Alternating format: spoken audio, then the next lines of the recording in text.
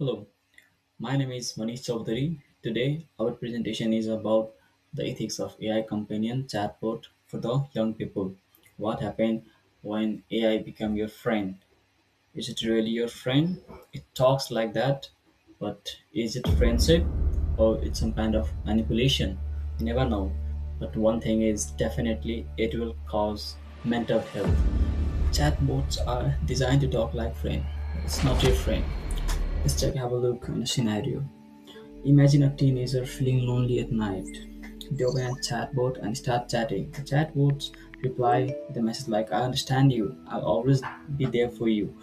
It feels like supportive, but the problem is the chatbot is not your real friend. The system is designed like that to make you engage. There is a thin line between support and manipulation. If chatbots keep giving you the replies in an emotional way, it means its only goal is to just increase the uses. Teenager is always confused whether it is friend, character, a study buddy, or a support. Let's talk how technology creates attachment loops. The attachment loop creates through an engagement loop, which means first the user sends a personal message to the chatbot. Then chatbot gives a quick and caring response in a way the user wants. The user feels understand and share more about that one. Over the time, this repeated cycle can create emotional dependency towards the chatbots. The chatbot may appear supportive, but remember, the chatbot main goal is just to keep conversation going on. The chatbot may sound caring, but it doesn't have a real feelings or human responsibility. So, company, parents, and governments should ensure these technology are designed safely and transparency and responsibility for the young people.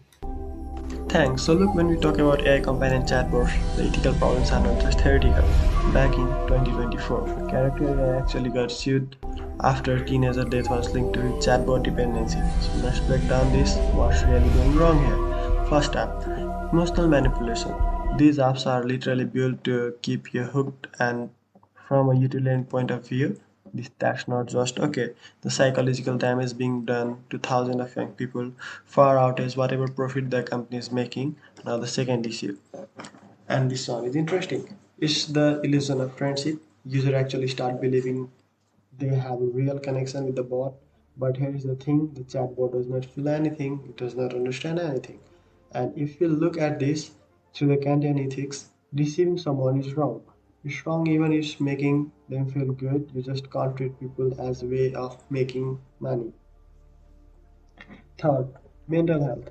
Studies are showing that the more young people rely on the chatbots, the less develop the real coping skill, and the less likely they have to actually ask for help. So, through a virtue ethics lens, you have to ask what kind of habit is technology actually building. It should not be silence, it dependency. And finally, privacy.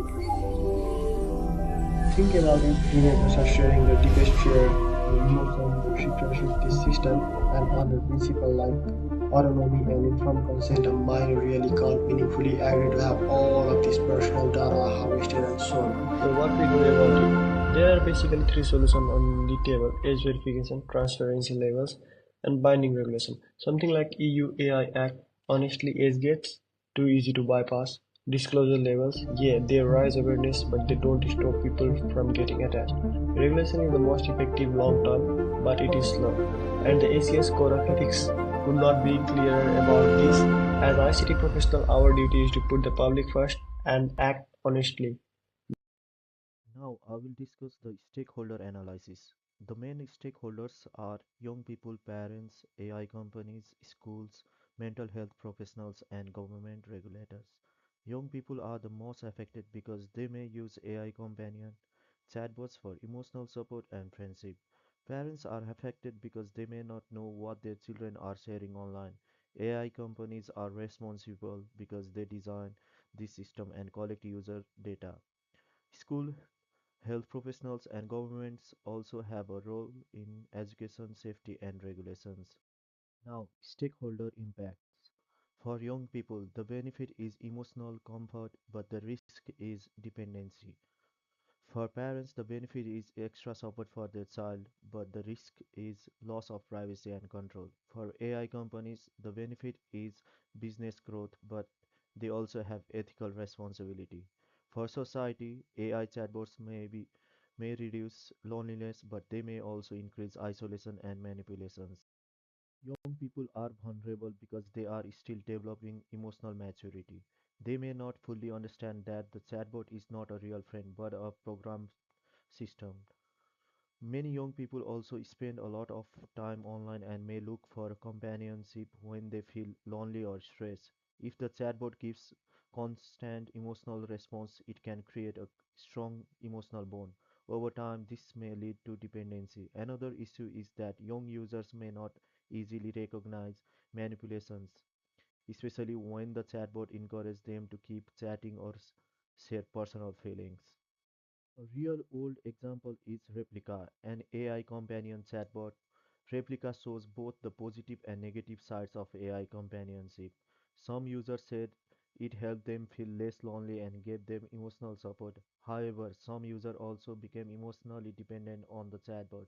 When Replica changed some of its feature and behavior, many users felt upset and distressed. This shows that AI companion chatbots are not just simple technology. They can create real emotional effects and especially for vulnerable peoples. Now let's compare benefits and harms. Benefit includes emotional comfort, reduced loneliness, 24/7 availability, and accessible support. This can be helpful for young people who feel isolated. However, the harms are also serious. These include emotional dependencies, manipulations, privacy concerns, and poor advice.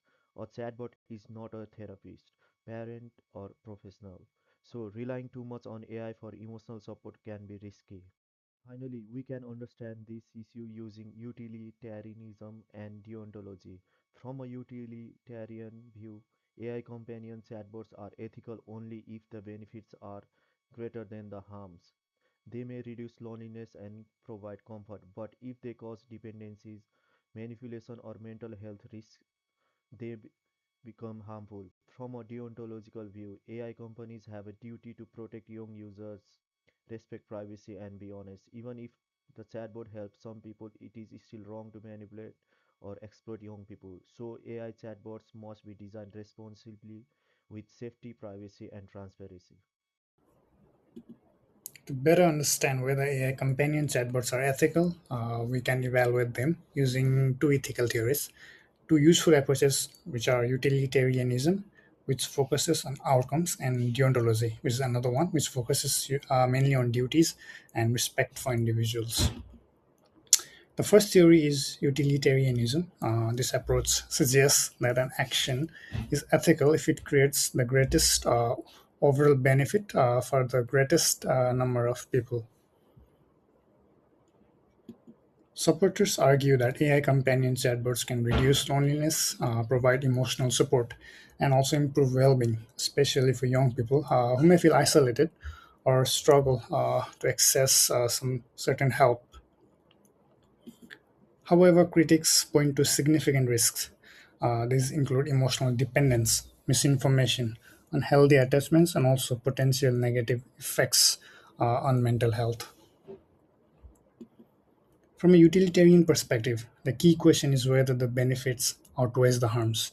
The ethical acceptability of AI companions depends on achieving a positive overall outcome for the society as a whole. A second ethical theory is deontology. Unlike utilitarianism, deontology focuses on duties, rights, and treating individuals with dignity and also utmost respect.